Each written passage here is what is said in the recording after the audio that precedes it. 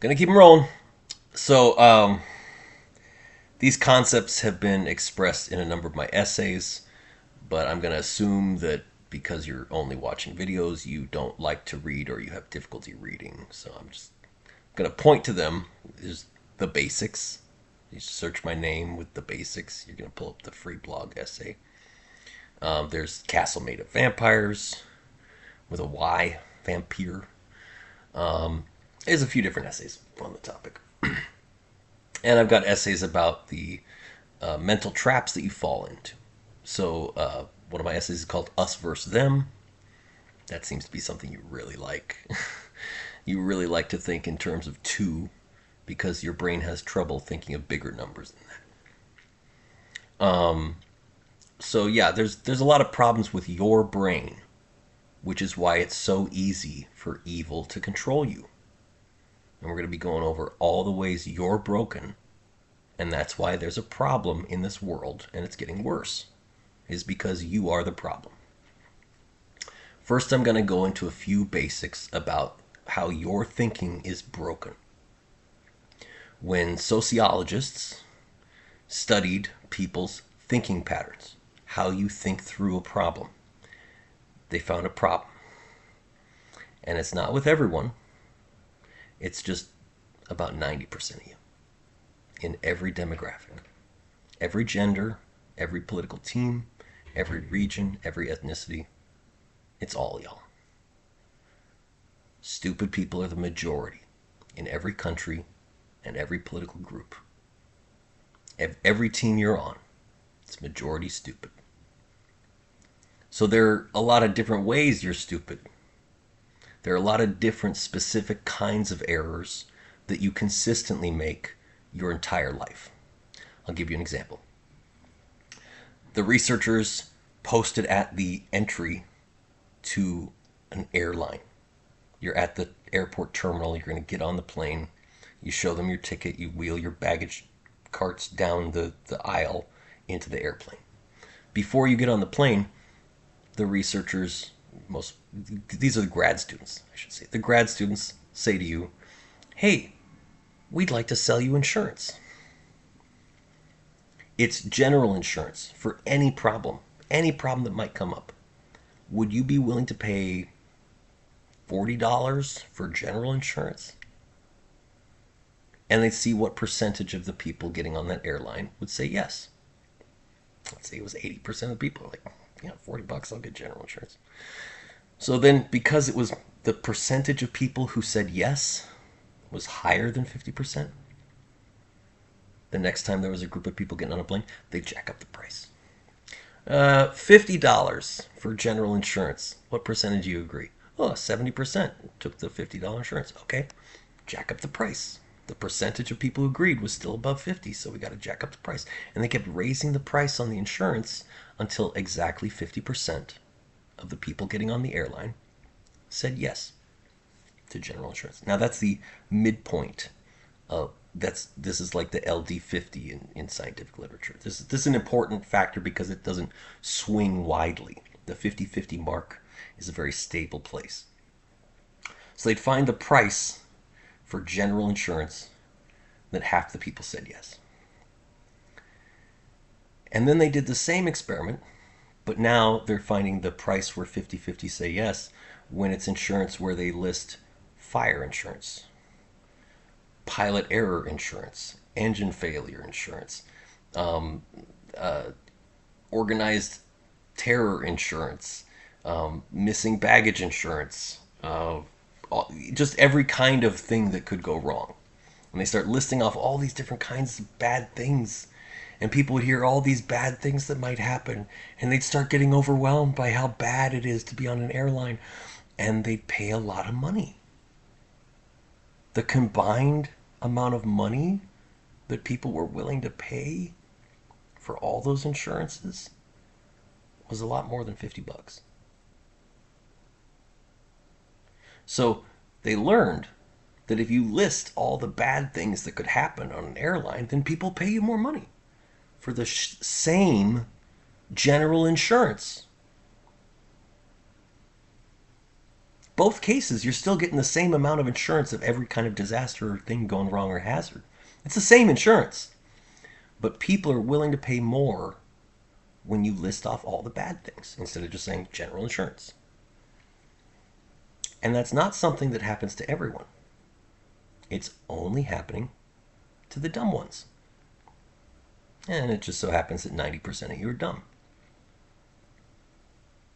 It's normal to be dumb, which does not make it okay. Only dumb people think that something's okay if it's normal. You want to go to 1935 Germany and tell me normal is okay? You want to go to 1840 America and tell me normal's okay? Normal does not mean okay. Normal is not fine. You want to go to Rome right before the Vandals arrive and tell me normal's fine?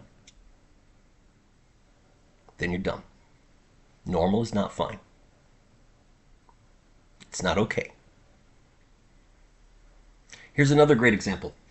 They found that if you are at a funeral home and you're presented with 3 coffins, 3 caskets for your loved one, an expensive one, a cheap one, and a middle one. People want to have their loved one in a nice fitting, but they don't want to pay too much. So most people, the dumb ones, they pick the middle one. They got the expensive one, they got the cheap one, they got the middle one, they pick the middle one.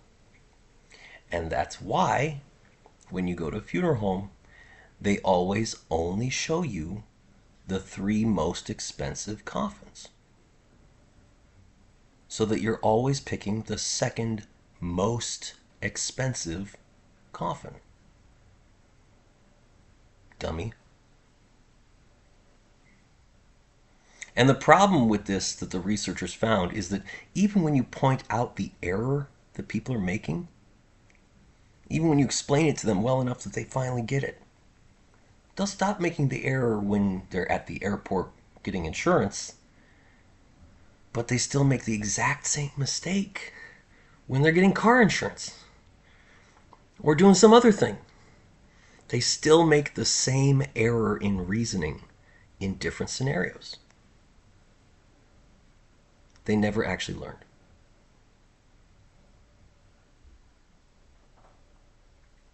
So they found more than 500 different ways that 90% of the population-ish, it's slight variation, but it hovers around 9 out of 10 people never think clearly their entire lives, even when you correct them. It's just permanent. And those same people who never think clearly, guess what? They always think they're the smartest ones in the room. They are always overconfident, way more confident than they should be. Their results don't match up, but their confidence is really high. And they think that they should be in charge, and they want to control everyone else. That's almost all of you. You almost always think you're smarter than you really are, and you want to control everyone, which only dumb people want to do. And when researchers have measured your willingness to lie and exploit others and harm people, that doesn't look good either. When they give you a game where you can see that there's a place at the end where the researchers ask you to roll a dice and then tell them the answer, but they can't see your dice roll. You could just lie. A third of the people who play that game say, well, if I could just lie, then my best strategy is to do this one path on the board, and then that'll get me the biggest payout in real dollars when I lie. So they plan ahead to lie on the dice roll to get the maximum payout. That's a third of the population. In every ethnicity, every gender, every political team. And another third of the population, they don't plan to lie. They do the normal path, the path that's going to get you the best average return. Excuse me. But then when they roll, and they roll badly, so they'd lose, That's when they lie. Ah! 2/3 of the population lies if they think they can get away with it.